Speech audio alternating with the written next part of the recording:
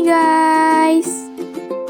Pada pembelajaran kali ini kita akan membahas materi tentang faktor pendorong dan penghambat persatuan dan kesatuan bangsa Indonesia. Persatuan dan kesatuan dalam negara Republik Indonesia adalah hal mutlak dipertahankan dan dapat memperkuat ketahanan negara. Persatuan dan kesatuan bangsa merupakan suatu hal yang sangat penting bagi perjalanan dan masa depan bangsa Indonesia.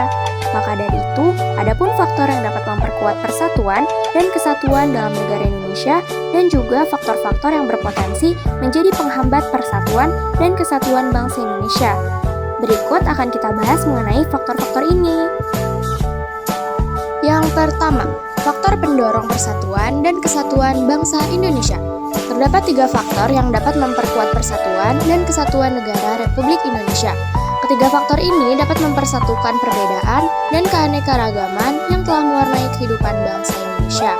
Salah satu perbedaannya ialah perbedaan suku bangsa, agama, bahasa, dan sebagainya yang dapat dipersatukan dengan menjalankan nilai-nilai yang terdapat dalam ketiga faktor tersebut. Sehingga pada akhirnya akan memperkuat persatuan dan kesatuan negara kesatuan Republik Indonesia. Berikut adalah penjelasan dari 3 faktor pendorong persatuan dan kesatuan bangsa Indonesia. Yang pertama, Sumpah Pemuda. Jadi di sini Sumpah Pemuda merupakan sumpah yang menunjukkan kebulatan tekad dari seluruh pemuda Indonesia yang merupakan unsur utama perjuangan bangsa dalam melawan penjajah untuk mempersatukan seluruh rakyat Indonesia dalam perjuangan meraih kemerdekaan. Dalam isi rumusan Sumpah Pemuda tersebut, terkandung nilai utama yaitu satu nusa, yaitu tanah air, satu bangsa, dan satu bahasa, yaitu Indonesia. Ikrar satu nusa, satu bangsa, dan satu bahasa telah menjadi penyemangat bangsa Indonesia untuk bersatu.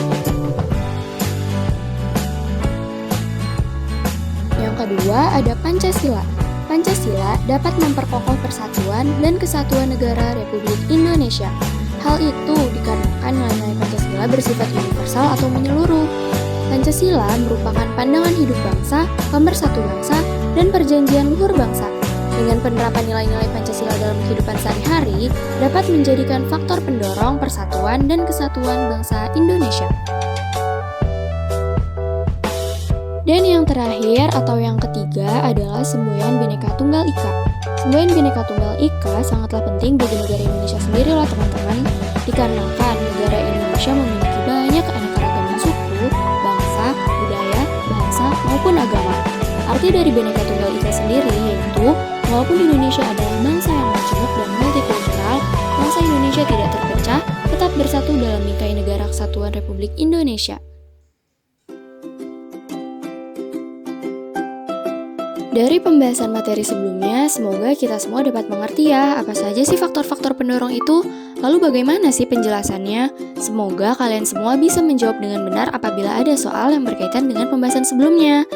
Oke, selanjutnya kita akan membahas satu materi lagi, yaitu tentang faktor penghambat persatuan dan kesatuan bangsa Indonesia.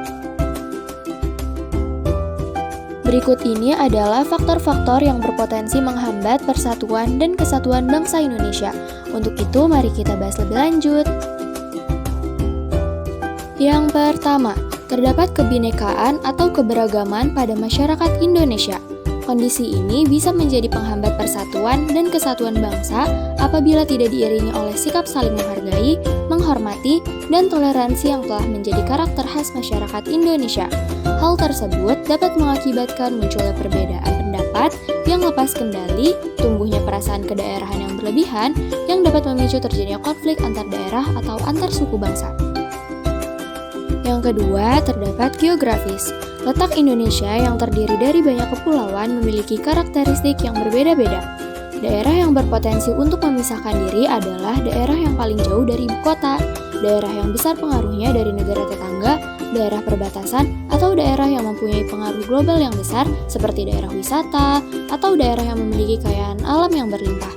Maka dari itu, kondisi ini akan semakin memperlemah persatuan dan kesatuan bangsa apabila ketimpangan dan ketidakmerataan pembangunan dan hasil-hasil pembangunan yang masih belum bisa diatasi.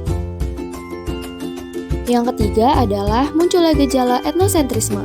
Etnosentrisme merupakan sikap menonjolkan kelebihan-kelebihan budayanya dan menganggap rendah budaya suku bangsa lain.